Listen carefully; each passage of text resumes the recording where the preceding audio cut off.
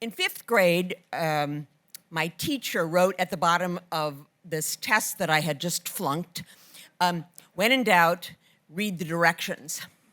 But the thing was, that was the problem. It never occurred to me to be in doubt. So over the years, some things just didn't turn out very well for me. Like I would sort of start to follow a recipe, but then I would just miss the part about you needed to cook the chicken first before putting it in the casserole and in the oven. Or like the time that I fried out a circuit board because I just ignored the max voltage warning on it. And then there were contracts. Like this time, well, it started where I got this call from a talent agent in Minneapolis that asking if I wanted to do this mime gig, which that part wasn't surprising because I was a mime, but it was a training video for the U.S. Army. So like that part seems confusing, but and they were filming it at a military base outside of Tacoma, Washington. The deal was that the pay that the Army was offering was so low that the agency couldn't afford to handle it. So this woman said, but if you would like to just take it from here, I'll give you the client's phone number, and you won't have to pay the 20% commission. So I called up the client, and here was the deal. They wanted me as a mime to act out, these were soft skills that they were trying to train these new recruits. Like, normally you think like training would be like how to survive war. But apparently there are other things like having like good hygiene, or like proper table manners, things like that, or like ironing the crease in your uniform or stuff like that. So I thought, personally, I thought like, what about a poster and just some little illustrations? But I wasn't going to talk him out of it. So he said they were offering $1,000 for my fee, but that also had to cover my round-trip airfare from Minneapolis to Seattle and any incidentals. But being a mime, and there's not big bucks involved in being a mime, just in case any of you were tempted.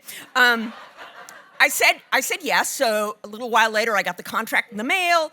I kind of perused it and signed and sent back his copy, and then proceeded to buy an airline ticket for the date that I read on the contract, which was Friday, March 29th. And so a couple weeks later, I packed up my mime makeup, a little, the beret and the striped shirt and whatever people expect mimes to look like, and flew into Seattle, landed, West Coast time. It was 9 a.m., and the filming was supposed to start at noon, so, I kind of hung around looking for my handler, and then it was like 10 o'clock, and no handler, and then it was like 10:30, and I was starting to get really anxious, and because, it's like an hour drive, plus I had to get into my mime gear, and finally at 11, I was in full panic mode, and I found a payphone. This was like, the early 90s, and I called the military base and asked the receptionist, could you please find out why nobody has picked me up? I have this video shoot, and she put me on hold, and then she came back and she said, well, there's nothing on the schedule for today, but there is for next Friday at noon.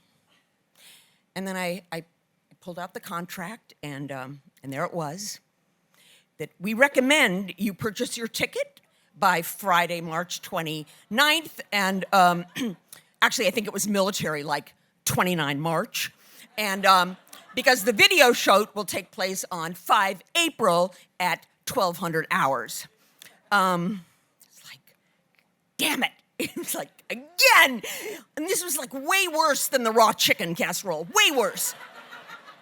So I thought at least I could, try to go standby back to Minneapolis rather than hanging out in the airport, but it was like the last weekend of spring break. So everybody's flying back. And so I spent some of my $1,000 in addition to the $400 I just wasted on like wine spritzers and like Cinnabon.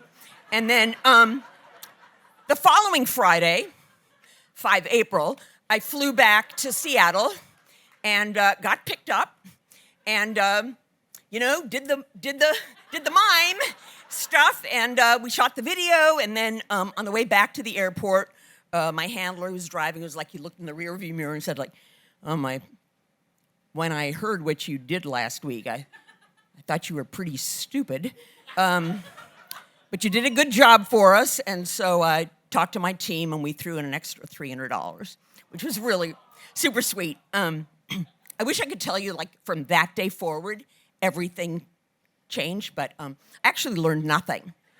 Like, nothing has changed. I'm just hoping that, like, those military, those new recruits, like, that maybe they learned something about, like, flossing or something. Thank you.